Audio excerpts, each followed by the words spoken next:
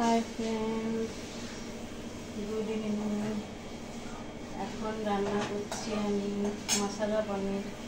ঠিক আছে, তো মশলা পনিরের জন্য এর মধ্যে পেঁয়াজ আদা রসুন আর এগুলো হচ্ছে ভালো করে মানে একটু হালকা করে ভেজে নিয়ে তারপরে এটাকে মিক্সারে পিষেছি। আর এটার মধ্যে রয়েছে শুকনো লঙ্কা হচ্ছে 4-5টা পরিমাণ মতো, যতটা পনির সেই হিসাবে, আর হচ্ছে 2টো টমেটো, এটাও মিক্সার গ্রাইন্ডারে পিষে নিয়েছি। ঠিক আছে, আর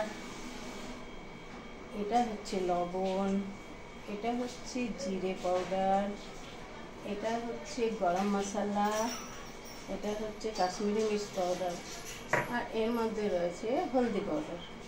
তো আপনারা দেখুন আমি বানাচ্ছি। প্রথমে তো কড়াইতে তেল দেওয়া আছে, তেল গরম হয়ে গেছে, তেল অলরেডি গরম হয়ে গেছে। ঠিক আছে, দেখতে থাকুন, সঙ্গে থাকুন। তেলের মধ্যে জিরে দিয়ে দিলাম,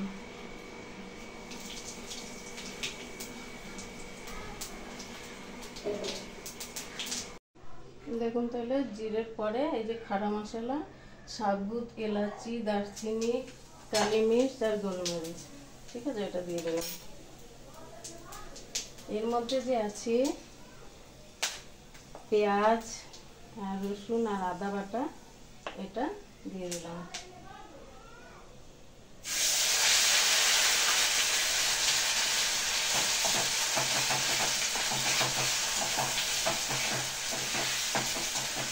এমনকি এটা হালকা করে ভেজে নিয়ে তারপরে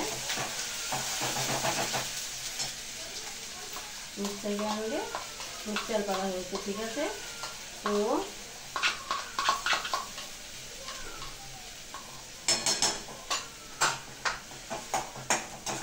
এটা আগে দিলাম। ঠিক আছে, এবারে ভালো করে এটা হচ্ছে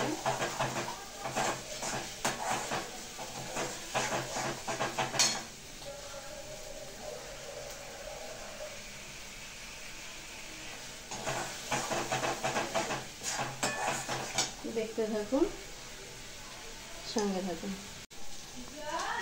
আচ্ছা, এবার এর মধ্যে আমি পরিমাণ মতো লবণ দিচ্ছি, আর জিরা পাউডার, এটা হচ্ছে জিরা পাউডার।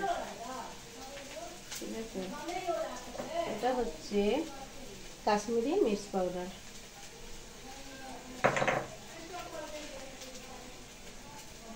এটা হচ্ছে হলদি পাউডার,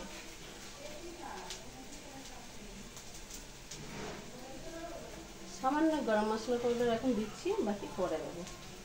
ঠিক আছে,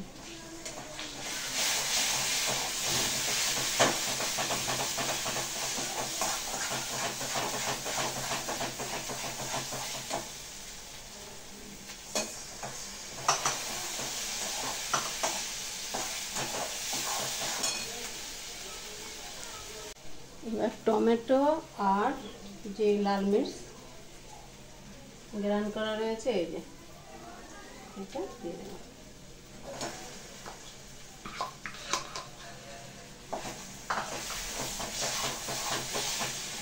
কালারটা দেখুন খুব সুন্দর আছে।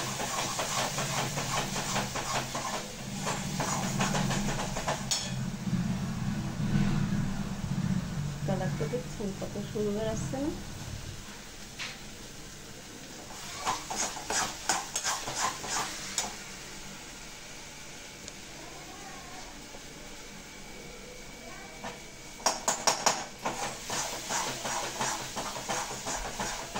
যতক্ষণ না তেল বেরোবে ততক্ষণ নাড়তে। এই যে এবার জল দিয়ে দেবো, একটু জল দিয়ে দেখুন, অনেকটা জল হয়ে গেছে, বাকি পনির থেকেও জল ছাড়বে, ওই জন্য বেশি জল দিলাম না, গাঢ় গাঢ় করবো, যে যেরকম খাবেন ওরকম করবেন। ঠিক আছে, এখন এর মধ্যে পনিরগুলো ঢেলে দিচ্ছি।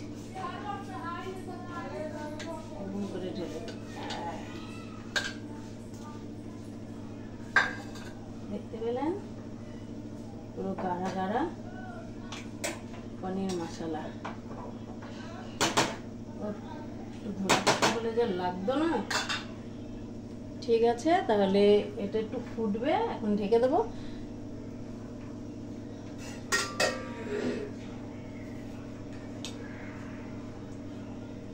এইভাবে আপনারাও ঘরে এর থেকে ভালো বানান। আমি বেশি আগেই বলছি, আমি বেশি একটা ভালো পারি না, ওই জন্য বেশি বলি না। ঠিক আছে, তো দেখতে থাকেন। লাস্ট শুধু একটু চিনি দেবো, বাস হয়ে যাবে। দেখুন বন্ধুরা, হয়ে গেছে। এবার লাস্ট চিনি দিয়ে দিলাম। ঠিক আছে, আর আরেকটু গরম মশলা দিয়ে দিলাম সামান্য, আগে দেওয়া আছে বলে সামান্য। ঠিক আছে, যা হয়েছে না দেখতে,